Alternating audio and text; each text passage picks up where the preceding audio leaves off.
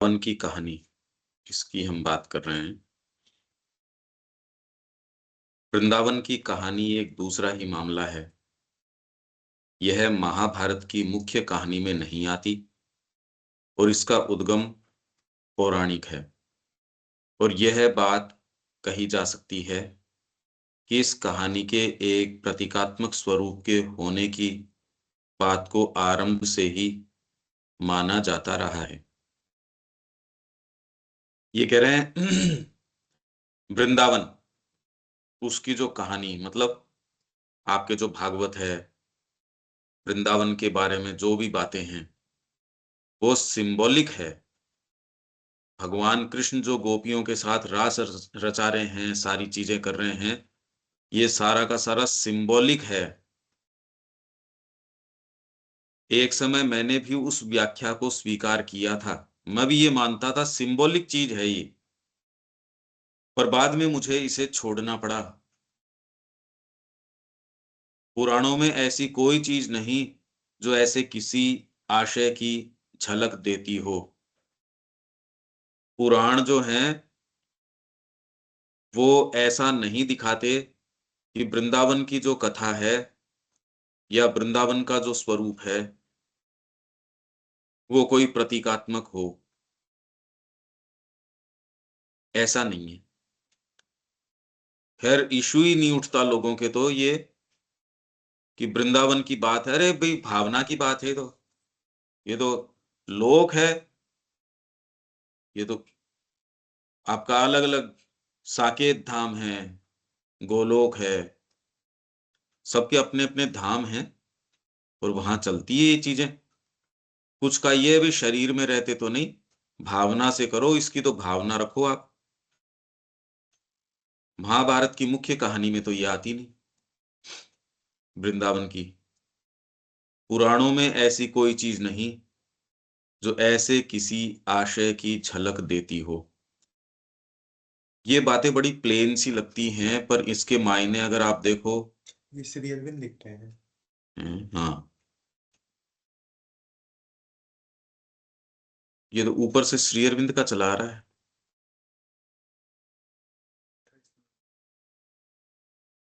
तो श्री अरविंद कह रहे हैं, एक समय मैंने भी इस व्याख्या को स्वीकार किया था कि ये सिंबॉलिक है। अब वो व्याख्या मैंने छोड़ दी कि ये सिंबॉलिक है। मुझे ऐसा प्रतीत होता है कि यह कहानी किसी ऐसी चीज से संबंधित है जो वास्तव में कहीं घटी थी या घटित होती है। वृंदावन की जो लीलाएं हैं वो ऐसे नहीं कि कोई समय वास्तव में घटी हों, ये तो घटित हो रही हैं। ये शाश्वत रूप से ये चीज चल रही है। इसलिए राम जी की जो जो कथा है वो ऐसे नहीं कि किसी ने देखी, किसी युग में हुई, ये वो शाश्वत है। हम सारे के सारे ट्रांजिटरी हैं। हम तो आते हैं चले जाते हैं। हम तो बहुत ही क्षण भंगुर हैं। ये शाश्वत चीजें हैं, ये रियल है। जबकि चारों तरफ का माहौल ये है कि इन चीजों को अनरियल बताने में आपकी भौतिक सत्ता है, वही इसको अनरियल बताती है। स्थिति है बिल्कुल उल्टी। ये शाश्वत हैं, ये रियल है। और ये अच्छी बात है कि ये ऐसी बातें हैं, नहीं तो धरती पे रहा कैसे जाए। इसका सेंस होता नहीं, इसीलिए व्यक्ति सोचता है कि मैं धरती पे अपने अस्तित्व का जो अधिक से अधिक बना सकता हूं वो बना लूं, क्योंकि उसकी भौतिक चेतना कहती यही है बस जो है सो। ये यदि संभावना खुल जाए और आपको रियलिटी ये बिल्कुल पलट गई, और पलटने की बात नहीं, ये निकल के आई अब ये बात। गोपियां पुराणों के लिए वास्तविक व्यक्ति हैं, न कि प्रतीक। वो केवल सिंबल नहीं, वो रियलिटीज हैं। हालांकि ये नहीं है कि सिंबल रियलिटी नहीं होता, पर सिंबल जो है, सिंबल को आप अगर डिफाइन करो, श्री अरबिंदो करते हैं, उच्चतर जगत के सत्य को निम्नतर के ऊपर अभिव्यक्त करना, ये एक सिंबल का काम है ये। कि सिंबल मतलब कोई उच्चतर सत्य है, उसको आप नीचे वाले जगतों के अंदर किस भाषा में किस तरीके से एक्सप्रेस करोगे तो वो एक सिंबल हो गया। पर गोपियां जो हैं सिंबल नहीं है, ये रियलिटी है। जैसे श्री अरविंद ये कह रहे हैं, कुछ का ये मानना है कि आत्मा का भगवान के लिए जो आकर्षण है उसका सिंबल है राधा का कृष्ण के लिए प्रेम। राधा और कृष्ण का जो प्रेम है वो सिंबलाइज करता है अंतरात्मा का जो प्रेम है भगवान से। कृष्ण प्रेम कहते हैं, बात उल्टी है। राधा और कृष्ण जो है वो रियलिटी है, अंतरात्मा का भगवान से जो प्रेम है वो इसका सिंबल है। अब ये आप ये देखिए कैसी गहनताएं हैं, ये कोई माइंड के एब्स्ट्रैक्शंस नहीं है। अभी तो हम कह देंगे हाँ हाँ से थोड़ी हुआ ये अनुभव के लिए है ये सारी चीज। इसी के लिए ये इतना महत प्रयास जो प्रकृति के अंदर किया जा रहा है वो इस सत्य के लिए है। इससे पहले हम तो रुकना चाहेंगे पर प्रकृति नहीं रुकना चाहती ना। अधूरे निष्कर्ष के ऊपर वो नहीं रुक सकती। तो स्कीम है ये, सत्य है ये चीज, ये केवल कोई प्रतीक नहीं है। यह उनके लिए कम से कम एक गुह्य सत्य था, तथा गुह्य और प्रतीकात्मक एक ही चीज नहीं है। गुह्य क्या है? ओकल्ट। और प्रतीकात्मक है सिंबॉलिक। सिंबल एक चीज है, जैसे एक झंडा जो है, ध्वज है, एक राष्ट्र का प्रतीक है। कुछ मानसिक प्रतीक हैं, कुछ जो है साइकोलॉजिकल प्रतीक हैं। मानसिक प्रतीक क्या हुए? जैसे आपके फिगर्स, अंक गणित। जैसे ही आपने उसको स्वीकार किया वो काम करना शुरू कर देता है। एक और एक दो, ये सारा जो है मानसिक प्रतीक ही है, क्योंकि आपने उसको स्वीकार किया तो वो काम करता है। कुछ ऐसे प्रतीक हैं वो यूनिवर्सल हैं। सूर्य, सूर्य के साथ आप किसी भी संस्कृति में किसी भी विचारधारा में हो, प्रकाश ही उसके साथ संलग्न करोगे, ज्ञान संलग्न करोगे, ये ही चीजें करोगे। उसके साथ उदासी नहीं करोगे कि सूर्य के साथ कोई दूसरी संस्कृति है तो उसने उसके साथ उदासी अर्थ लगा दिया, कभी नहीं। तो ये कुछ यूनिवर्सल प्रतीक हैं, कुछ ओकल्ट प्रतीक हैं। पर ओकल्टिज्म और सिंबोलिज्म ये अलग चीज है, ये कह रहे हैं। और अगर आपको इनका सेंस हो तो आप कह देंगे हाँ भाई इसको एक्सप्लेन करने की क्या बात है, प्लेन चीज है एकदम। ये है ओकल्ट। ओकल्ट प्रभाव होता है, सिंबॉलिक की जरूरत नहीं। सिंबॉलिक एक चीज है,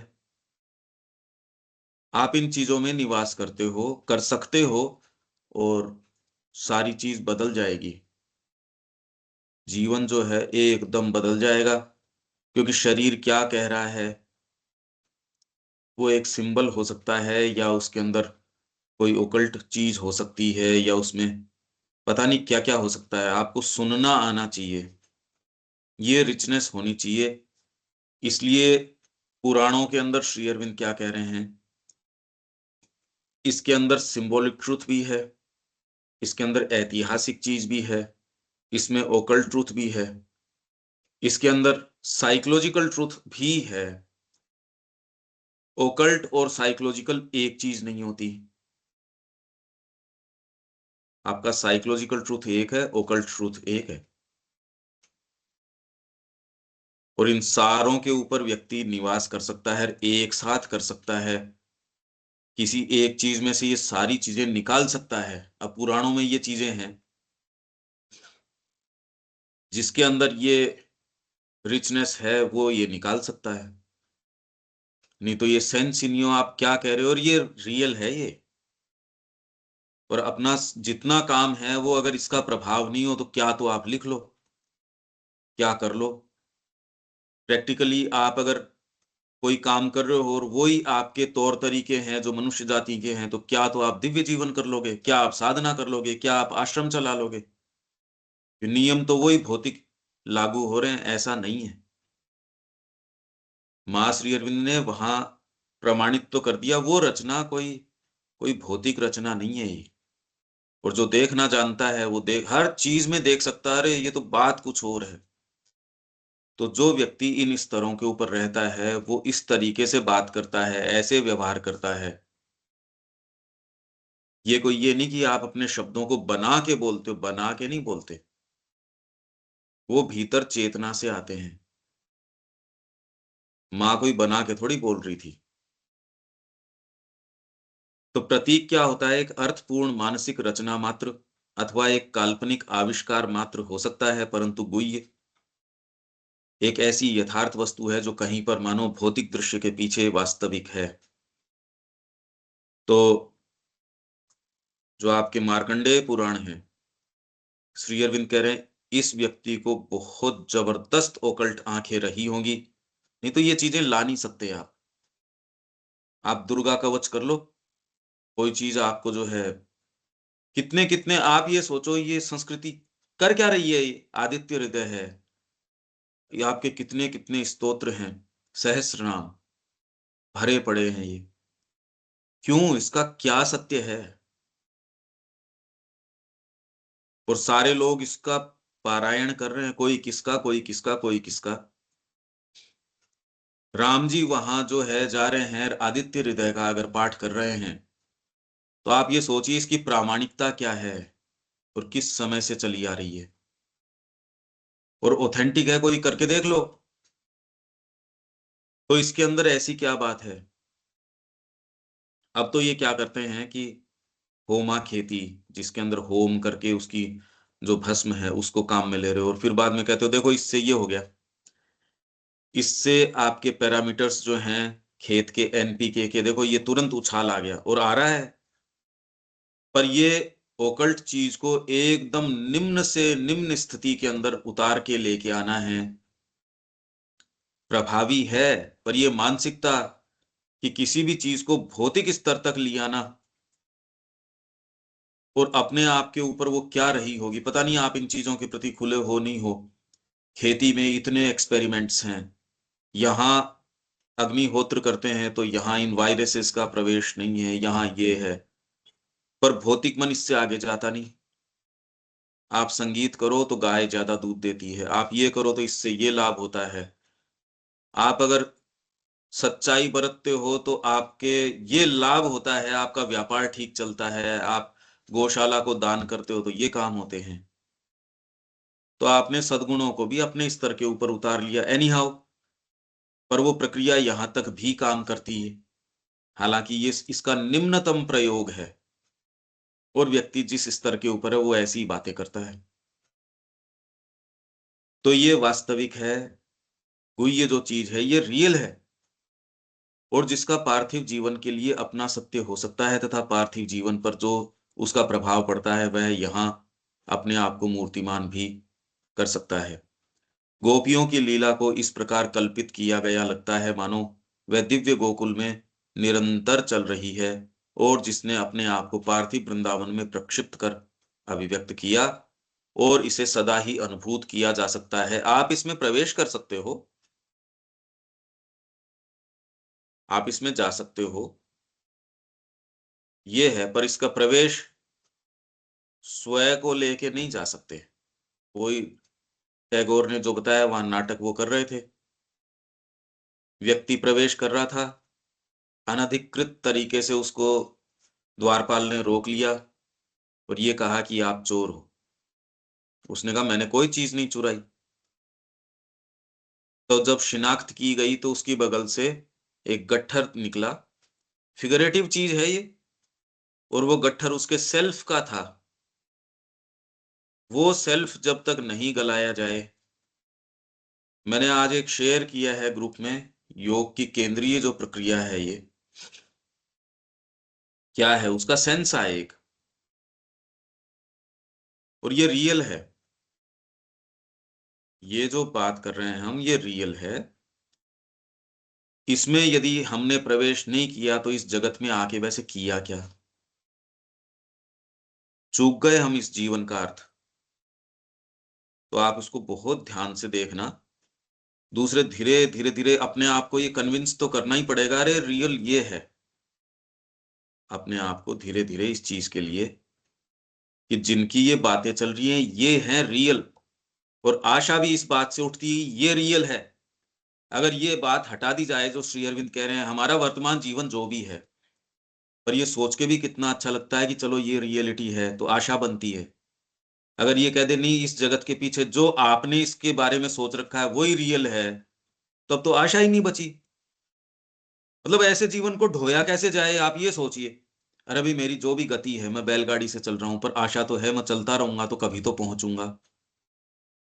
पर व्यक्ति कह रहा है जो गंतव्य आप कह रहे हो ऐसा तो कोई गंतव्य ही नहीं है, तो जब मैं चलूं कैसे? मेरी तो आपने सारी शक्ति जो पूरी जो उसके जो यात्रा का आनंद है या जो यात्रा के पीछे है वो तो खत्म ही हो गया। ये कितना हम सफल रूप से कर पाते हैं और अपने ही जीवन के साथ है ये। इससे अब भागने से फायदा क्या? ये सारी इक्वेशन को इसने बदल दिया। हमारी ये कुछ दिन की ये जो चर्चा है, अगर आप इसको देखो तो जगत के बारे में जो रियल अनरियल, ये कौन सा सत्य, ये एकदम, ये अब दूसरी बाहरी चीज आके फिर से कान में कहेगी नहीं, ये भौतिक चीजों को फिर, क्योंकि हम ऐसे जगत में जी रहे हैं जो बार बार बार बार, पर इसके साथ ही एक ऐसी चीज खड़ी हो जानी चाहिए जो बार बार इंगित करे, रे छोड़ इसको, ये बाहरी चीज रियल नहीं है। और फिर उन चीजों में अगर प्रवेश हो जाए जहां ये चीजें चल रही हैं लगातार, जिसके कि यहां तो कोई कोई चीजें आती, कैरिकेचर है ये धरती, तो ये तो कैरिकेचर है बस। ये यदि किया जा सके तो अब हम शायद सारे के सारे इतने तो केपेबल होने चाहिए। आप सोच के जो इसकी, जो आपको इस जगत की जो इतनी अभिभूतकारी अपीयरेंस लगती है, भीतर एक चीज होनी चाहिए। ये तो श्री अरविंद के शब्द हैं, इनमें अविश्वास का तो कोई कारण नहीं है। तो इसलिए ये क्या कह रहे हैं, दिव्य गोकुल में निरंतर चल रही है, और जिसने अपने आप को पार्थिव वृंदावन में प्रक्षिप्त कर अभिव्यक्त किया, और पार्थिव वृंदावन में ये कह रहे हैं रियल है। पृथ्वी पे जो वृंदावन है उस पे प्रक्षिप्त किया और अभिव्यक्त किया, और इसे सदा ही अनुभूत किया जा सकता है, तथा इसके अर्थ को अंतरात्मा के अंदर क्रियान्वित अथवा यथार्थ बनाया जा सकता है। यह बात मानी जा सकती है कि पुराणों के लेखकों ने ऐसा मान लिया था कि वह लीला वास्तव में अवतार कृष्ण के जीवन में पृथ्वी पर प्रक्षिप्त हुई थी, और भारत के धार्मिक मन द्वारा भी इसे इसी रूप में स्वीकार किया गया है, रियल है ये। इसको अनरियल मानना तो इसका सारे प्राण को ही निकाल देना है। यही तो प्रॉब्लम हो रही है कि दूसरे लोग इसको, हमारी जो बेस्ट चीज है उसको तो कह रहे हैं ये माइथोलॉजिकल है और अनरियल है। तो फिर भारत के पास बचेगा क्या? ये हटा दिया इसलिए भारत के पास अब खाली फिल्थ ही फिल्थ है, कुछ नहीं है। उन्हीं के फेंके हुए विचार, परिधान, वेशभूषा, तौर तरीके, उन्हीं की अपीयरेंस में अपने आप को काट छांट के कैसे भी वो दिख जाएं। तो यही विवेकानंद जी ने कहा है, अनुकरण मत करो, दिखावा मत करो, मत करो, मत करो। यही चीज अपनी सनातन धर्म वाली पुस्तक में लास्ट में है। उसका नहीं, मूलभूत अपने अंतरात्मा में चले जाओ। दिखावा क्यों करो? हम सब भी यही कोशिश कर रहे हैं। इसीलिए तकलीफ केवल इसी कारण है, तकलीफ और कोई कारण नहीं है तकलीफ का। इन प्रश्नों का और जिन अटकलों को इन्होंने जन्म दिया है उनका आध्यात्मिक जीवन के साथ कोई अनिवार्य संबंध नहीं है। वहां जो चीज मायने रखती है वह कृष्ण के साथ संपर्क और कृष्ण चेतना की ओर विकास, आत्मा में उनकी उपस्थिति, उनसे आध्यात्मिक संबंध और उनके साथ मिलन।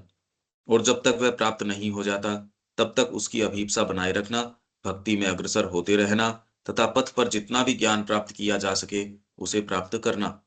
जिसे ये सब चीजें प्राप्त हो चुकी हैं, जो कृष्ण के सानिध्य में रह चुका है, उनकी वाणी सुन चुका है, उनको सखा या प्रेमी, मार्गदर्शक, गुरु, प्रभु के रूप में जान चुका है, अथवा उससे भी अधिक अपनी समूची चेतना उनके संपर्क से परिवर्तित कर चुका है, अथवा अपने भीतर उनकी उपस्थिति को अनुभूत कर चुका है, उसके लिए ऐसे प्रश्नों में केवल एक बाहरी और सतही रुचि ही शेष रहती है।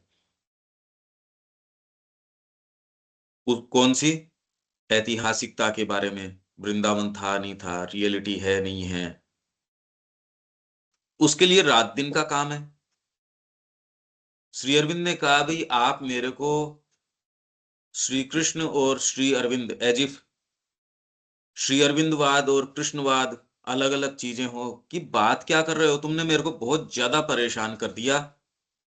ये कोई अलग अलग वाद नहीं, कोई अलग अलग चीज नहीं। इवन मां ने ये कहा, अभी भी एक बहुत बड़ा एक पता नहीं कि रेजिस्टेंस का वहां है, आप कृष्ण की पूजा कैसे कर रहे हो, आप भक्ति कैसे कर रहे हो, और फिर बाद में माँ के एक वॉल्यूम में से उठा के कि देवता ये हैं, देवता वो हैं, उनके पास मत जाओ।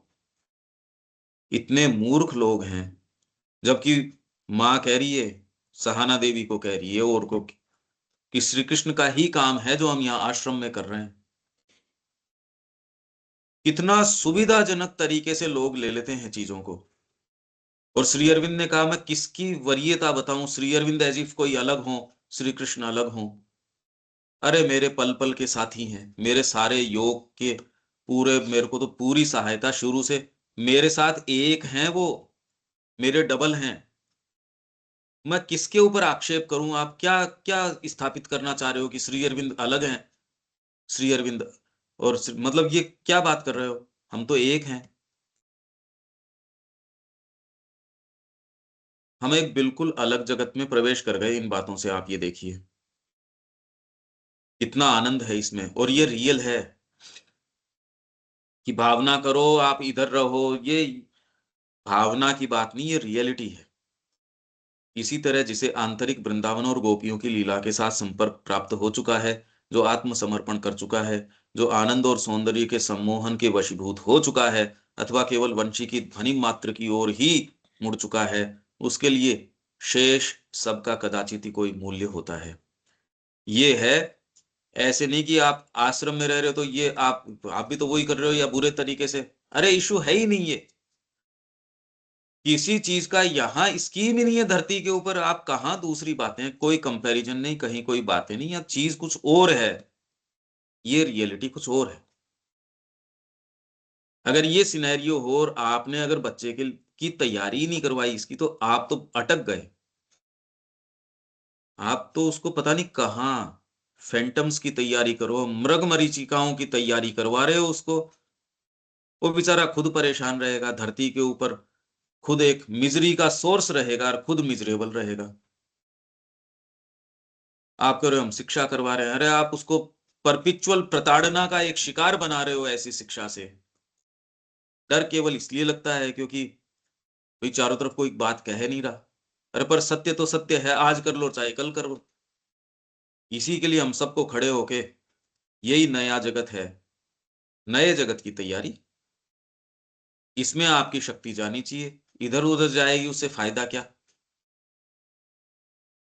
परंतु दूसरे दृष्टिकोण से यदि कोई अवतार की ऐतिहासिक सत्यता को स्वीकार कर सके, तो उसे यह महान आध्यात्मिक लाभ प्राप्त होगा कि उसे इस विश्वास के कारण कहीं अधिक ठोस अनुभूति प्राप्त करने या आश्रय स्थल मिल जाएगा, करने का आश्रय स्थल, कि कम से कम एक बार भगवान ने प्रत्यक्ष रूप से इस धरा का स्पर्श किया था। यही मैं कह रहा कि श्री अरविंद ने कहा, एक बार जो है टेंजिबली उन्होंने एकदम डायरेक्टली इस धरती को टच किया, पूर्ण अभिव्यक्ति को संभव बनाया था।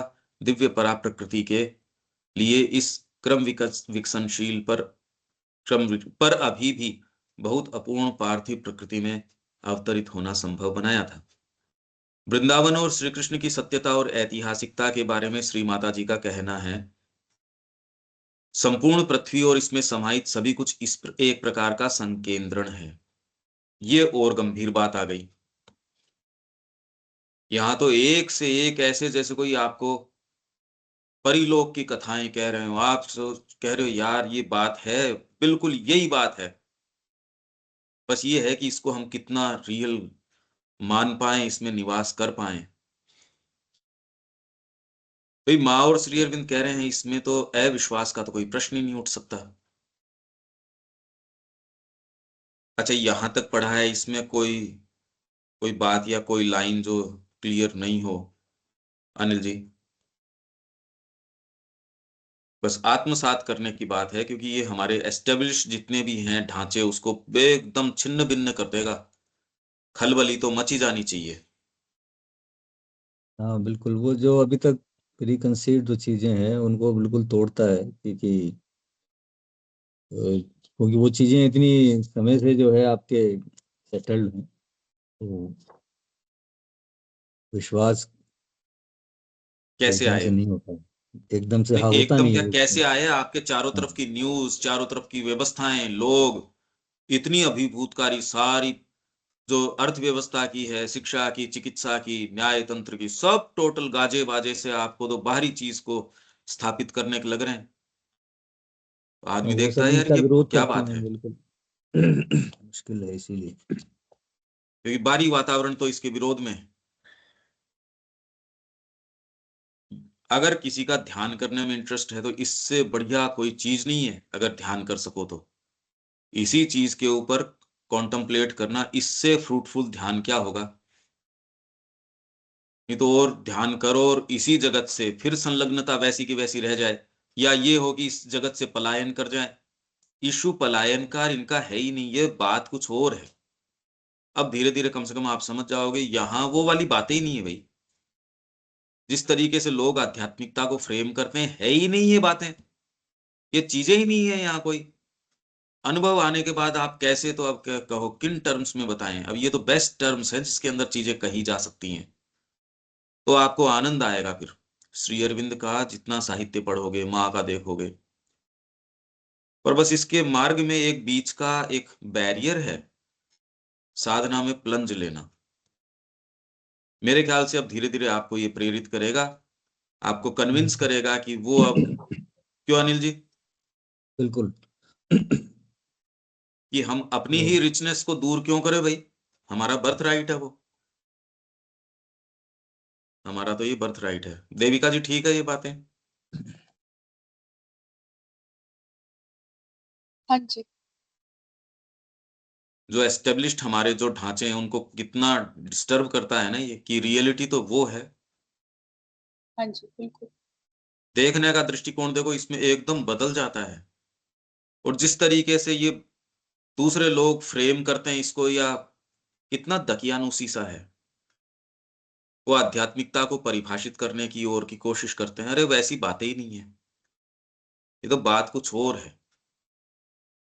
अगर आप ये भी कहो ये बात कुछ और है, तो जो वास्तव में इस जगह है वो समझ जाएगा कि बिल्कुल ठीक कह रहे हो आप। दूसरा कहेगा इसने कुछ कहा ही नहीं, इसने तो कहा बात कुछ और है। कहने वाला भी समझ गया, जो इस जगह है वो भी समझ गया। यूं आप सारा निरूपण कर दो, जिसको नहीं समझना या जिसका उसमें प्रवेश नहीं, वो कहते यार पता नहीं क्या है। आप कैसे उसको बताओ? सावित्री तो है ही, वेद तो है ही, और क्या कर सकते हो आप उसका? हम रोज इसके अनुभव के स्तर के ऊपर इसकी बातें कर भी रहे हैं। विशेषता यह है कि आपके भीतर कोई चीज है जो रोज आ रही है, तो उसके बाहरी व्यक्तित्व के बीच एक एक ऐसा सेतु बन जाए कि ये विभेद ही खत्म हो जाए। ये तो कहना ही क्या फिर बाद में। हम 8-10 लोग, 15 लोग, 20 लोग या जितने भी हैं, अगर ये कम हो जाते हैं संसार के, तो क्या मतलब किसके नुकसान हो जाएगा? अगर हम गंभीर रूप से माँ के कार्य में लग जाएं और वो कोई अपने ही आनंद के कार्य में है, किसके नुकसान होगा इसमें? इसके तो किसी के नुकसान तो होगा नहीं। इसलिए अस्तित्व को कैसे हम फ्रेम करते हैं, मेरे जीवन के उद्देश्य को मैं कैसे फ्रेम करता हूं, भय की, नुकसान की, इनका कुछ नहीं। अरे मैंने तो इतना बड़ा व्यापार खड़ा किया, इसका क्या है? अरे छोड़ दे यार, पता नहीं क्या क्या सोने की लंका है वही चली गई, मतलब क्या बातें कर रहे हो? भीतर से जो है, यही श्री अरविंद कह रहे हैं कि आध्यात्मिक नियति ही केंद्रीय चीज है, उसके समक्ष और किसी दूसरी चीज को नहीं रखा जा सकता। और यदि वो आपके जीवन में, इस जीवन में आपके नजदीक आई है, साहस करो, लपक के पकड़ लो उसको, क्योंकि और किसी जीवन में कोई जरूरी नहीं है वो आएगी नहीं आएगी, पता नहीं। भाई जब इस जीवन में आपके इतने निकट है, पकड़ लो, इससे ज्यादा केंद्रीय चीज नहीं है, ये श्री अरविंद कह रहे हैं। तो आप सबके नजदीक है, बहुत माकूल समय है, खूब अच्छा समय है, और धरती जो है एक संकट काल से गुजर ही रही है। मां श्री अरविंद का आगमन हो चुका, तो करने का काम तो ये है। और सारी जो घटनाएं आप धरती पे देखते हो उससे मोह भंग हो ही जाना चाहिए। मतलब उसको परस्यू करने से तो वैज्ञानिक ही कह रहे हैं ये तो हैबिटेबल ही नहीं रहेगी अर्थ। बस थोड़ा सा अंतर ये है कि वो जहां तक की प्रोजेक्शन देते हैं कि अब तक आते आते धरती हैबिटेबल नहीं रहेगी, उससे गति बहुत ज्यादा है, और हर साल वो अपने आंकड़ों को रिवाइज कर रहे हैं। पहले कहते थे अब तक धरती हैबिटेबल नहीं रहेगी, फिर अगली साल रिवाइज करके कहते हैं अरे हमारी कैलकुलेशन गलत हो गई, मनुष्य इतना फास्ट चल रहा है, ये जल्दी ही आ जाएगी ये स्थिति, वैज्ञानिक कह रहे हैं। तो आगे चलते हैं। संपूर्ण पृथ्वी और इसमें समाहित सभी कुछ एक प्रकार का संकेंद्रण है। संकेंद्रण को इंग्लिश में क्या बोल रहे हैं? कॉन्सेंट्रेशन या कॉन्क्रिटाइजेशन, इंग्लिश में क्या है?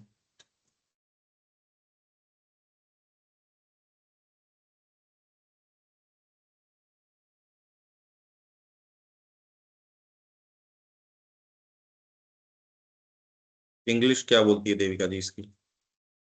काइंड ऑफ कॉन्सेंट्रेशन, एक कॉन्डेंसेशन, हाँ जी। किसी ऐसी चीज का घनीभूतीकरण है। घनीभूत हो गया ये, किस चीज का? जिसका अस्तित्व भौतिक दृष्टि के लिए अदृश्य अन्य जगतों में है। ये बहुत ज्यादा इंपॉर्टेंट लाइन है। यहाँ अभिव्यक्त हर चीज का मूल सिद्धांत, विचार या सार कहीं सूक्ष्मतर क्षेत्रों में होता है। अभिव्यक्ति के लिए यह एक अनिवार्य स्थिति है। क्या? पीछे कुछ हो ही नहीं, आप क्या यहाँ एक्सप्रेस करोगे? तो पृथ्वी तो है, एक कॉन्सेंट्रेशन है, एक कॉन्डेंसेशन है, कंडेंस हो गई चीजें। अभिव्यक्ति के लिए ये अनिवार्य स्थिति है, और अभिव्यक्ति का महत्व सदा ही अभिव्यक्त वस्तु के उद्गम पर निर्भर करेगा। यही बात म्यूजिक की है, यही बात जीवन की है।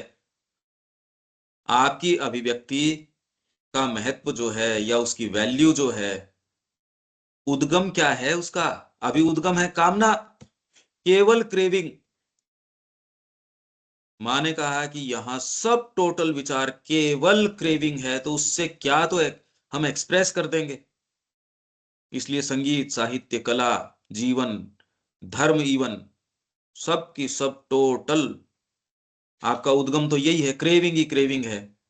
इवन अध्यात्म के अंदर प्रवेश करते हो तो ये मेरे को इससे मोक्ष मिल जाएगा, दूसरे के लिए दूसरी चीज इंपॉर्टेंट है, आपके लिए ये है तो आपको मेरे को ये मिल जाएगा।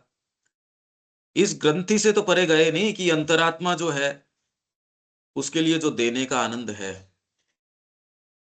ये वाली चीज का हमको सेंस नहीं, बिल्कुल सेंस नहीं।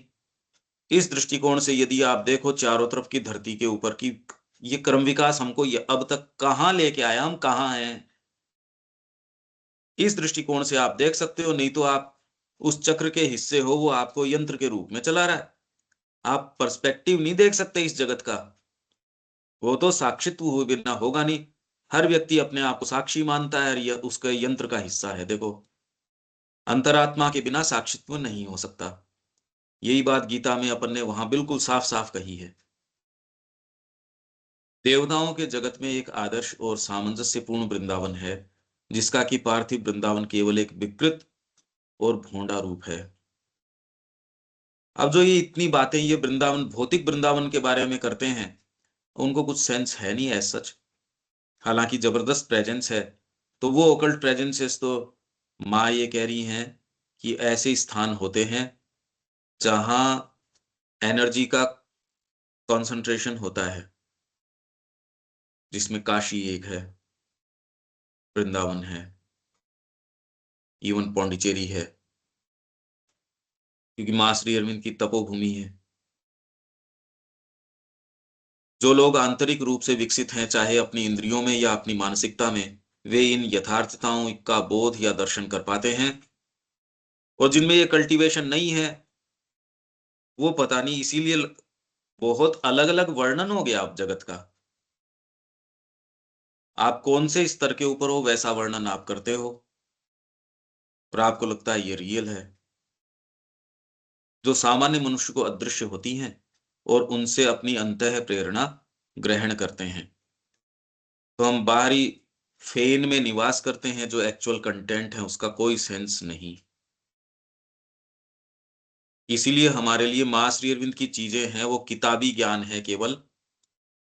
आप चाहे चर्चा रोज कर लो सिंथेसिस की, लाइफ डिवाइन की, सावित्री की, क्या कोई फंडामेंटल शिफ्ट आया? परिवार को लेके, जीवन को लेके, जीवन की जो स्थितियां हैं उनको लेके कोई शिफ्ट है? हाँ, अपने आप को हम ममता से देखते हैं, वो तो एक अलग बात है। वो तो क्या कोई फंडामेंटल शिफ्ट है चेतना में, चीजों को, जगत को, अपने आप को? वो आप पाओगे वो तो कुछ है नहीं। धुरी तो वो की वही है, थोड़ी बातें और लच्छेदार लपेट के कर लेते हो। दो कोटेशन इधर से काम में ले लोगे, दो उसको काम में ले लोगे। पशुवृत्ति को ही डेकोरेट करने के लिए अब आपके पास और चार शब्द एक्स्ट्रा हो गए। पर जो रियल तत्व है या जो रियल दृष्टि है वो इससे प्रभावित होती नहीं, वो इससे बिल्कुल भी बरगलाई नहीं जाती, वो जानती है। इसलिए जो मूल काम है वो करने से ही होगा, लच्छेदार बातों से नहीं होगा। कम से कम हमारा ग्रुप इस बात के प्रति अवेक हो जाए, और किसी के साथ कुछ करना नहीं, स्वयं करना है। इसलिए भागवत का लेखक या लेखक गण निश्चय ही एक समूह से आंतरिक जगत के संपर्क में थे। अब ये कह रहे हैं भागवत का लेखक या लेखक गण अगर एक से ज्यादा भी रहे हों, ये तो कह रहे हैं व्यास के हाथ की है सारी की सारी, पर ये कह रहे हैं हो सकता है कि और इसमें कुछ एक्रीशंस वगैरह हों। एनी हाउ जो भी है, पर जो भी इसके प्रणेता रहे, वो सारे के सारे आंतरिक जगत के संपर्क में थे, जो कि सुंदर सचमुच में यथार्थ और अस्तित्वमान है, जहां उन्होंने वह सब देखा और अनुभव किया जिसका उन्होंने वर्णन या प्रकटन किया है। मां श्री अरविंद इससे भी आगे की बात कर रहे थे। इसलिए हमको कितना अच्छा लगता है ये कहना कि जहां और योग समाप्त होते हैं वहां मां श्री अरविंद का शुरू होता है, ये कह के, इसलिए कि हम अब पशु स्तर के ऊपर गिर गए। क्यों? क्योंकि और दूसरे खत्म होते हैं, वहां से हम शुरू करते हैं, तो हम न तो वो वाला करेंगे ना ये, इसका तो सेंस नहीं। तो इसलिए हम घोर पाशविकता के अंदर चले गए। इसका यदि आपको रह रह के सेंस आ जाए कि ये क्या हो रहा है जीवन के अंदर, और पशुता को डेकोरेट किया जा रहा है, उसको महिमा मंडित किया जा रहा है, आपके भीतर जो मां श्री अरविंद की उपस्थिति है वो कैसा इसको महसूस करती होगी, केवल ये एक बार विचार करना। इस पशुता को जो हम लच्छेदार बातें घुमा घुमा के, लंबी चौड़ी, कई बार जो संपर्क के हैं वो लोग ऐसी बातें करते हैं जो पता चलता है ये आपकी है भी नहीं। क्यों? हम सब की सच्ची बात तो मां श्री अरविंद की हो सकती है। आपका बोलने का लहजा एक हो सकता है, पर ये बिल्कुल जो सेंसिटिव आदमी है शब्दों के प्रति, वो देख सकता है ये आपका पचाया हुआ ज्ञान ही नहीं है, ये तो आपने बाजार से लिया है, लच्छेदार तरीके से कह रहे हो। हंसी भी आती है पर कहते नहीं, क्योंकि बुरा मान जाते हैं लोग। दिखता एकदम साफ साफ है, आप स्वयं भी देख सकते हो कि अरे ये तो मैंने बाजार से, और वो किसका उठाया?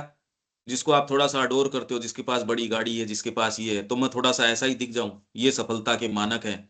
तो वैसे चलना, वैसे खड़े होना, वैसे कपड़े पहनना, वैसे जूते पहनना, वैसे घड़ी पहनना, वैसी चीजें करना, वो ये दिखा रहा है आपकी अमौलिकता। तो वो तो लज्जा का विषय ही रहता है हमेशा, कि आप हमेशा ही किसी दूसरे के रंग में, कि ये जगत ऐसा है, वो आपके मानक कपड़े ऐसे, परिधान ऐसे, ये चीजें, बोलना ऐसे, इसमें बुरा मान जाता है, इसमें ऐसे मान जाता है। हम इन सरफेस स्थितियों में हों और यहाँ बात कुछ और चल रही हो, देखो कितना कॉन्ट्रास्ट है। अभी तो केवल यही है। कृष्ण मानव रूप में पृथ्वी पर अस्तित्व में रहे थे या नहीं, यह तो केवल बहुत ही गौण महत्व की चीज है, सिवाय शायद एक निरे ऐतिहासिक दृष्टिकोण से, क्योंकि कृष्ण एक यथार्थ सजीव और सक्रिय सत्ता है और उनका प्रभाव पृथ्वी की प्रगति और उसके रूपांतर में निहित महान तत्वों में से एक रहा है। पृथ्वी की प्रगति जो है उसके अंदर और पृथ्वी का जो रूपांतर है उसमें ग्रेट फैक्टर श्री कृष्ण हैं। उनकी आप भौतिक उपस्थिति को मानो या नहीं मानो, जो भौतिक रूप से आए वो तो कोई फैक्टर है नहीं इसके रूपांतर में या पृथ्वी की प्रगति में। ये एक बहुत बड़े ग्रेट फैक्टर हैं। उपर्युक्त सब बातों से हम कह सकते हैं कि तुलसीदास जी की इस उक्ति, अब हम इसको कंक्लूड करने के ऊपर आ रहे हैं। नाना भांति राम अवतारा, रामायण सतकोटि अपारा के पीछे एक गहन आध्यात्मिक सत्य है। अब आप अप्रोच देख रहे हो, यही अप्रोच श्री अरबिंदो ने जो इंडियन कल्चर में कहा है या पुराणों के संबंध में कहा है या जिस भी चीज के बारे में कहा है, जिसका जिसके अंदर मन आता है, जो एक्सप्रेशन है आपका श्री अरविंद के प्रति जो भाव है, ये है, ये करते हैं इस तरीके से इसको। पर इससे अनुशासन के पीरियड के थ्रू गुजरना पड़ेगा। एक सीधी रेखा जैसी हो वैसी हो, हम तो गुजरे इससे। ये इसलिए क्योंकि हमको करना है। जो प्रेम है आपका श्री अरविंद के प्रति वो आपको फ्यूल देगा, तो आप जा सकोगे इसके भीतर से। प्रेम है या नहीं है वो पता चल जाएगा कि आपके सामने स्थितियां ये हों तो आप उससे गुजर पा रहे हो, नहीं नहीं गुजर पा रहे हो, उसमें चयन निम्नतर चीज का करते हो या उच्चतर का। हेल्थ के अंदर आप सहन करना सहन करते हो, मतलब उसको स्वीकार करते हो, अरे यार ठीक है काम तो करेंगे, चीजें हो रही है पर कर नहीं नहीं ये करेंगे, माँ के लिए करेंगे। इस परिप्रेक्ष्य में यदि देखा जाए तो सूक्ष्म रूप से रामायण प्रत्येक मनुष्य के जीवन में घटित हो रही है, और जब यह एक आंतरिक क्षमता वाले कवि के साथ घटित होती है तो हमें रामायण का एक नए रूप में वर्णन मिलता है। आप भीतर जाओगे, आप एक नई रामायण रच सकते हो, और रियल है वो। देवों और असुरों के बीच निरंतर चलने वाले महासंग्राम में मनुष्य की आत्मा कठपुतली की तरह परतंत्र रहती हुई अनेक कष्टों का अनुभव करती है, जिसे मुक्त करने के लिए भगवान को स्वयं आत्मा के सम्मुख प्रकट होना होता है। यदि हम रामायण के पात्रों को प्रतीक के रूप में लें तो हम कह सकते हैं कि सीता रूपी आत्मा भगवान श्री राम से वियुक्त होकर रावण रूपी आसुरी सत्ता द्वारा अपहरित, मतलब अपहरण हो गया होकर अत्यंत दुखी होती है। सीता आत्मा के रूप में भगवान राम से वियोग हो गया, रावण ने हर लिया, तो वो तकलीफ में होगी। विरह वेदना से संतप्त जब सीता के सम्मुख अनन्य भक्ति के प्रतीक हनुमान का प्राकट्य होता है तो समस्त आसुरी शक्तियों का केंद्र अर्थात लंका एक बार तो भस्म हो जाती है। भक्ति से भस्म तो हो गई, परंतु सीता को मुक्त कराने के लिए भगवान राम को रावण आदि आसुरी शक्तियों का विनाश करना होता है। अंततः राम और सीता का मिलन हो जाता है। एक दृष्टिकोण से परमात्मा से आत्मा का मिलन ही मनुष्य जीवन की सार्थकता है। यहाँ उपरोक्त सभी चर्चाओं के आलोक में आध्यात्मिक यथार्थता के प्रति आधुनिक बौद्धिक दृष्टिकोण और पारंपरिक भारतीय दृष्टिकोण के बीच विद्यमान भारी खाई पर विस्तार से चर्चा करना अप्रासंगिक नहीं होगा। क्या कह रहे हैं? आध्यात्मिक रियलिटी, स्पिरिचुअल रियलिटी के प्रति आधुनिक बौद्धिक दृष्टिकोण क्या है और भारतीय दृष्टिकोण क्या है, और इन दोनों के बीच में बहुत बड़ी रिफ्ट है, एक खाई है। वो क्या है? एक आधुनिक बौद्धिक विद्वान जो इंद्रिय मानसिकता में आधारित होता है, जैसे कि अधिकांश लोग होते हैं, पुराणों और महाकाव्यों के गंभीर उद्देश्य, उनकी जटिल प्रकृति और पद्धति तथा आत्मा के प्रति उनके अनूठे दृष्टिकोण के विषय में अनभिज्ञ होता है। आधुनिक बौद्धिक विद्वान इसीलिए अगर साधना में प्रवेश नहीं करते तो ये खाली किताबों के बारे में मैंने आपको इंडियन कल्चर वाले सेशन में बता भी दिया था कि उससे कुछ नहीं होने वाला। आपको ये वहम जरूर हो जाता है कि मैं ये कर रहा हूं वो कर रहा हूं, तो वहम तो पता नहीं किस किस को क्या क्या है। अरे भाई चारों तरफ देख के ये चीज तो हमको एहसास हो ही जानी चाहिए बस ये पता करने की कोशिश करो हम कौन से वाले वहम से ठगे जा रहे हैं। ठगे तो सभी जा रहे हैं, सब टोटल। किसी को साधना का वहम है तो किसी को किसी का वहम है, किसी को किस चीज का वहम है। वहम सारों को है, वहम के बिना तो हो सकता ही नहीं। समझदारी ये है, ये पता करो ये वहम कौन सा है, माँ को ऑफर करने की कोशिश करें। नहीं तो मैं तो ऑलरेडी ऑफर्ड हूं, ये वहम हो जाएगा। पंकज जी तो पता नहीं क्या क्या है, तो पंकज जी को तो वहम ऑलरेडी हुआ पड़ा है। समझदारी इसमें है, इस वहम से पिंड छुटाएं। और ये इससे भी बढ़िया बात ये है, इस पे भी दिमाग नहीं लगाएं।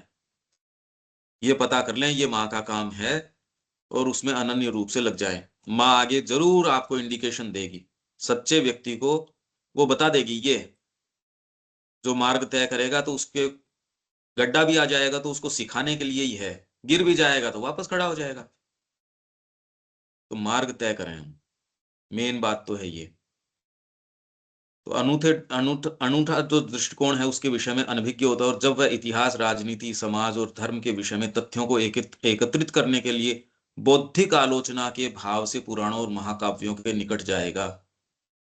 और तरीका भी क्या है, अगर आप डायरेक्टली भी पकड़ते हो, और दूसरी बातों को छोड़ो, आप अगर श्री अरविंद को भी पकड़ोगे तो आप अपनी भौतिक तत्व तक उतार लेके आओगे। आप वहीं तक उतार लाओगे जैसा कि लोग कर रहे हैं। इसलिए उन पुस्तकों का करें क्या, दृष्टिकोण तो वो का वो है, बात पुराण की उसकी नहीं है ना। अप्रोचिंग कॉन्शियसनेस गीता को अप्रोच करेगी तो भी अपने स्तर की बातें करेगी, जैसा कि पहले किया ही है लोगों ने। श्री अरविंद ने कहा, जो कहा है ना भी गीता को किस तरीके से अप्रोच, स्पिरिट ऑफ अप्रोच शुरू में सबसे पहले, कि वो भाव जिससे कि गीता के समीप जाना चाहिए। तो पुराणों और महाकाव्यों के निकट जाएगा तो उसे वे लगभग पूरी तरह से अबोधगम्य तथा निरर्थक और बर्बर कल्पना से भरे हुए प्रतीत होंगे। इसलिए आधुनिक पंडितों द्वारा तो आपको श्री अरविंद का साहित्य बिल्कुल, हमको तो ऐसे लगता है बकवास बातें हैं। आप कहते हैं नहीं नहीं हमको तो नहीं लगता, लगता है। क्योंकि जीवन के अंदर प्रैक्टिकल चीज तो ये है, कभी भी एक बात करके देख लो एक दूसरे से, आप अपने सारे दिन का सैंपल तो उठाओ बातों का, उसमें विश्वास तो है क्या कि ये चीज हो सकती है। विश्वास तो तब हो जब मेरा जीवन मैंने परिवर्तित किया हो। मेरे को जीवन में ही विश्वास नहीं है कि मैं दे सकता हूं। माँ और श्री अरविंद मेरे सारे कुशल क्षेम का भार उठा सकते हैं, मेरे को तो इसका विश्वास है नहीं। यही प्रश्न अपने आप से करने की है कि भाई ये, तो इसलिए वो पढ़ रहे हैं क्योंकि वो मेरे ही जीवन को थोड़ा सा सुखद बना रहे हैं। बाकी माँ श्री अरविंद को क्या है क्या नहीं है, कुछ नहीं, उससे सरोकार तो है क्या हमको, फिर जो तथ्य है उसको फेस करना ही पड़ेगा। इसलिए आधुनिक पंडितों द्वारा, ये तो समझदार लोगों की बात कर रहे हैं, ये नहीं कि आधुनिक पंडित, हम तो पंडित भी नहीं है। हाँ, पर हम महाश्री अरविंद के प्रति हृदय में तो प्रेम है, उसको आप आधार बना सकते हो।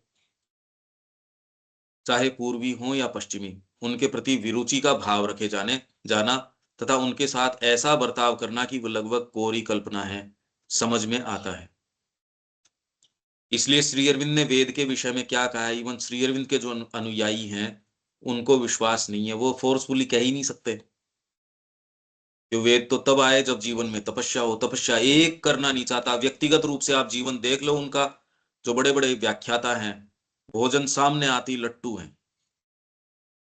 भोजन के बारे में मेरी मान बढ़ाई प्रतिष्ठा, जहां मुद्दा ये है कि डिसाइसिवली सामने आओ, इसके लिए तो कोई नहीं आता, कोई एक सामने नहीं आता इस चीज के लिए।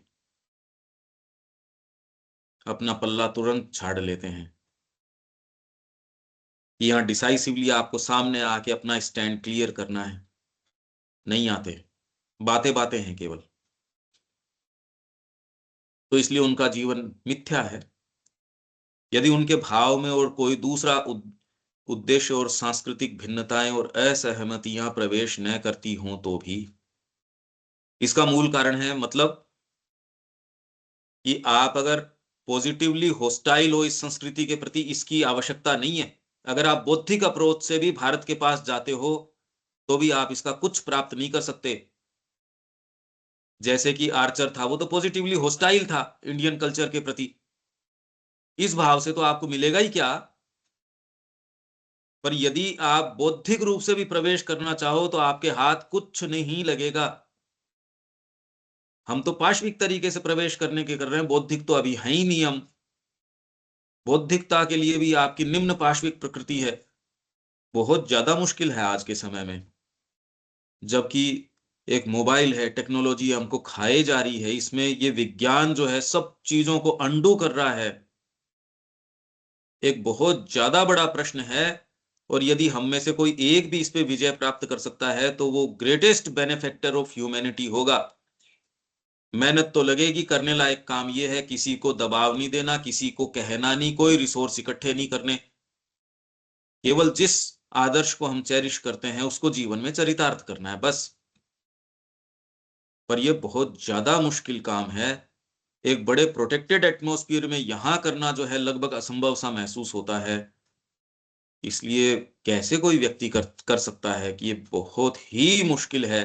पर यदि हम कर सके, मूल ग्रंथि को हमने टारगेट कर लिया, ये है करने का काम। ये कोई बड़ी बड़ी बातें ये और ठीक है, अगर आपको वो सामने आता है वो उसका अंग है, ठीक है। पर ये है ग्रंथि, और इसमें कहीं लाना नहीं, कुछ ले जाना नहीं, अपने अंदर करना है कि कैसे ये सारी बाहरी मैस्मरिज्म को एक जगह हम स्थापित कर दें, तोड़ के मां की चेतना को। अगर ये कर सके, हमारा जीवन भी इसमें कृतार्थ हो गया। मां के लिए इससे अच्छा कार्य नहीं किया जा सकता, इस धरती के लिए इससे बढ़िया बेनिफैक्टर हो नहीं सकता।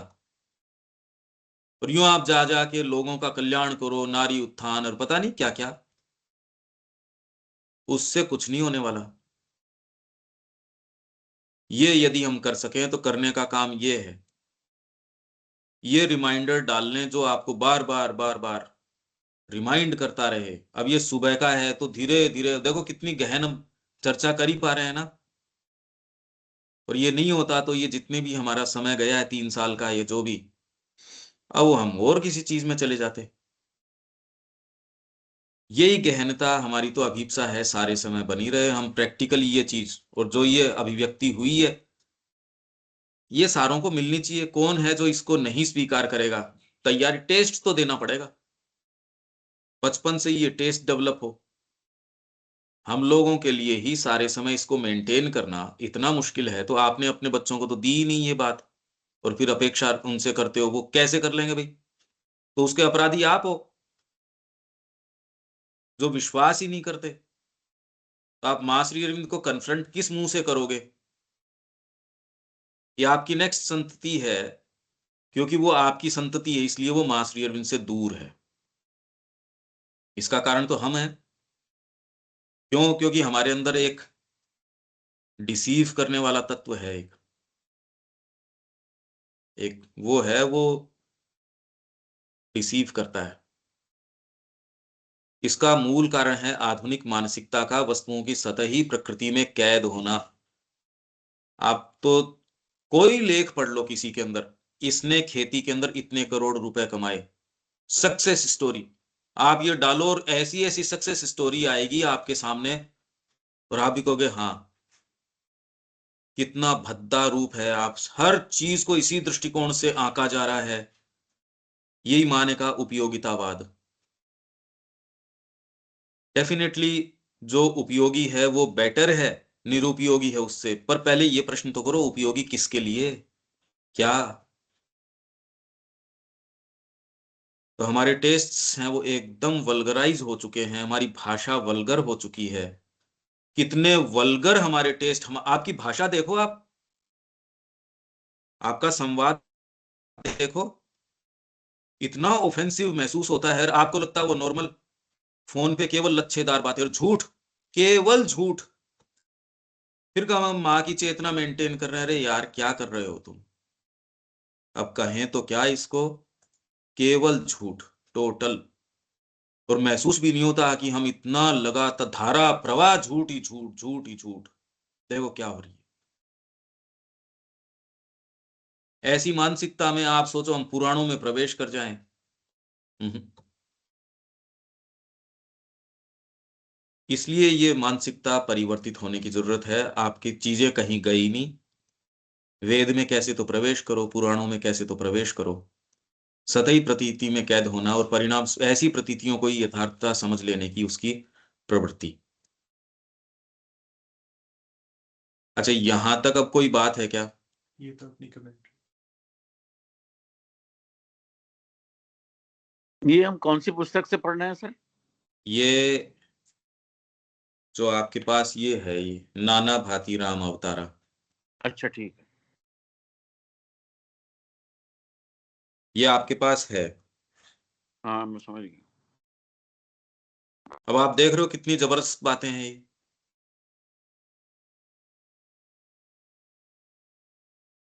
और कोई बात इसके अंदर? बाकी स्थिति तो देखो ये है। दीपक, कोई बात है इसमें? इससे आगे तो पैराग्राफ फिर लंबा है, हमारा समय हो जाएगा। नहीं पंकज, कोई बात नहीं। हम एक सशक्त ग्रुप की जैसे और इस काम में लगे। देविका जी। हाँ जी, ठीक है पंकज भाई, क्लियर है सारा। स्थिति एकदम एक एज इफ कोई नीचे कोई दबी हुई कोई चीज थी, नगरी जैसे ये निकल के आती है ना एक्सकेवेशन के अंदर, पूरा का पूरा नगर जो ऊपर उभर के आ रहा हो, ऐसा महसूस होता है। पर आप देखोगे हमारी कल्पना शक्ति भी बहुत रेस्ट्रिक्टेड है आपके भौतिक के कारण। ये चीजें न तो सोच पाते, कहीं नहीं, पता नहीं क्या बात है। कितनी अच्छी, ये सुनने में ही अच्छी लग रही है। और ये जीवन आपका रियल ऐसा हो सकता है, बिल्कुल। और दूसरे मुद्दे तो विलीन हो जाएंगे इसके सामने। तो अब ये है कि अच्छा, बाहरी चीज कितनी भी अभिभूतकारी लगे, आपको कंपेलिंग लगे, हम मजबूर कर सकते हैं बाहरी प्रकृति को कि उसको एकदम छिन्न भिन्न करके ये भीतर से उदयमान करवाएं इस नगर को। जो भीतर आपके ये जो नगर है या पूरी है, इसको उदयमान करने के लिए आप बाध्य कर सकते हो। ये एक संभावना है। अगर ये नहीं करते तो और लच्छेदार ही लच्छेदार बातें हैं केवल, सब टोटल यूं ही है। और आपका, और एक ये कहो कि ये जीवन आपका है, इस पे किसी और का राइट है नहीं। तो अपने आप को निस्तेज करने से या कमजोर करने से फायदा नहीं। नहीं तो अपने कंफर्ट जोन के कारण व्यक्ति अपने कान में, इससे तो मेरी तबीयत खराब हो जाएगी, मैं तो ये खा नहीं सकता, मेरे तो ये प्रॉब्लम है, मेरे तो। अरे आप अपने आप को ही नेगेटिव बातें कहते रहते हो। आपको किसी और दूसरे शत्रु की आवश्यकता क्या है जब तक आप अपने साथ हो तो? अपने कान में आप हर समय देख सकते हो। आप अपनी शक्ति का आकलन करके देखते हो, ये तो कैसे होगा? आपने पहले ही उसकी हवा निकाल दी। ये कोई यार करके देखते हैं, होगा देखी जाएगी। हम सब जो है कोई ना कोई एक ऐसा भाग जो आपकी ही शक्ति को क्षीण करता है। पता नहीं ये कर पाएंगे नहीं कर पाएंगे। अरे क्यों नहीं कर पाएंगे? करके तो देखो। आप एक कदम आगे बढ़ाओगे, आपको सहायक भी मिल जाएंगे। जो होगा आपको अनुभव की भूमिका भी मिल जाएगी, कुछ तो मिलेगा। पर आप ये पाओगे आपके ही कान के अंदर जो आपका विरोधी है वो कुछ न कुछ कहेगा, और उसकी सुन के आप फिर बाद में मेरे को कन्विंस करने की कोशिश करोगे। अरे मैं तो कन्विंस हुआ पड़ा हूं, मेरे को क्यों कहते हो कि ये काम हो सकता है नहीं हो सकता है? ये तो सबसे मुश्किल काम में से एक है जो महाश्री अरविंद कह रहे हैं। सामान्य चीज है क्या? धरती पे असंभव सी चीज है। और उतना ही हमको अपने फ्लिंट के जैसा श्रद्धा और विश्वास ये चाहिए महाश्री अरविंद में, और इसके अंदर कूद पड़े। ये तो राजपूत स्पिरिट है। आपके भीतर का जो चोर है वो कुछ कहता है और उसके साथ बहे चले जाते हो। ये तो कैसे होगा? ये शिक्षा तो कैसे होगी? ये वाली बात तो कैसे होगी? अरे हमको भी पता है कैसे होगी या नहीं होगी, ये क्या बात है ये? आपके भीतर आप पाओगे एक ऐसी चीज, यार मैं तो 70 साल का हो गया, मैं तो 80 का हो गया, मैं तो 15 का भी गया, मतलब कि क्या बातें हैं, कितने के हो गए या क्या नहीं हो गए, ये बात थोड़ी है। माँ अगर आपको एस्पिरेशन दे रही है, शक्ति भी दे रही है, सारी चीज दे रही है, इसमें डरने की क्या बात है? मुद्दा ये है, माँ से पूछो मेरे को क्या करना है क्या नहीं करना है। एकदम सीधे आंख में आंख मिला के उसमें आपकी शक्ति, सामर्थ्य, रिसोर्सेस, ये कैलकुलेट करने के कोई फैक्टर्स नहीं है। अगर दुनिया के सारे आपके पास शक्ति, सामर्थ्य या भंडार हो तो भी उनके आधार पे मां श्री अरविंद का योग नहीं किया जा सकता। इसलिए इनका आकलन मत करो। आकलन तो पुकार का करो, वो आपके हृदय में है। वो पुकार क्या कहती है उसको कर बैठो बस। इसमें और इधर उधर की बातें कहाँ हैं? मेरी क्षमता, मेरे रिसोर्स तो इसके हो ही नहीं सकते इस योग के लिए। रिसोर्स तो एकमात्र समर्पण है, वो भावना की चीज है, उसमें आपसे कोई कुछ ले सकता नहीं, वो तो करोगे करोगे। अनिल जी ये क्लियर है ना ये बात? तो बुद्धि से तो कम से कम क्लियर हो जाओ एकदम। हाँ, नहीं नहीं बिल्कुल ठीक है। और ये मतलब डेली जो है उससे आपको लड़ना ही पड़ता है। मतलब प्लान करते हैं कि आज इतना करेंगे, उसका 50% ही हो पाता है। मतलब तो ये स्ट्रगल तो कंटिन्यूस है, लेकिन ये चलता रहेगा। लेकिन वो फिर ठीक है, पल्ला फिर वो भारी हो जाएगा तो इधर बढ़ जाएगी।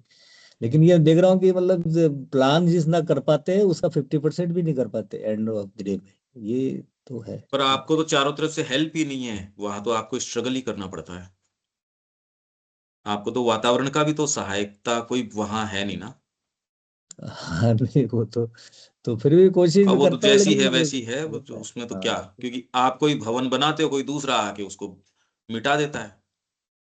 ये तो बहुत जबरदस्त किसी के तेज हो आत्मा में तब तो कोई ऐसे कर सकता है, नहीं तो ये तो मुश्किल है। एनी हाउ, मुश्किल चीज पर एटलीस्ट कम से कम आपके लिए अब पहले की चीजें हैं वो इतना मायने नहीं रखती। अब एक नई चीज पिक्चर, खाली इस पुस्तिका में देखो क्या नया आयाम खुल के आया है जो हाँ ये तो कल्पनातीत है।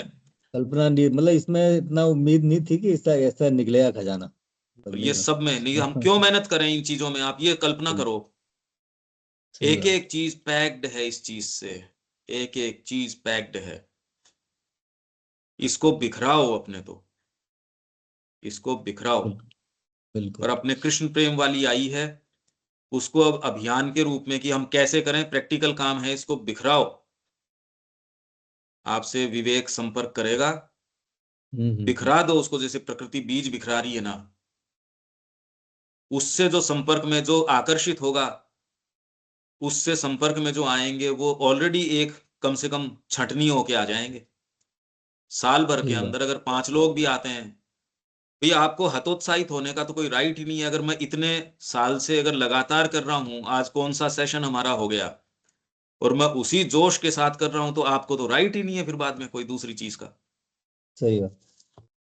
नहीं क्या, इतना तो मैं कहने का राइट रखता हूं हाँ ना। नहीं बिल्कुल बिल्कुल। हाँ मतलब आपको जो है परसिवरेंस जो है वो बनाए रखनी पड़ेगी आपको इसमें। जबकि लोग अच्छे भले सामने से नाराज हो गए, बताओ, अब वो तो आपके सामने है।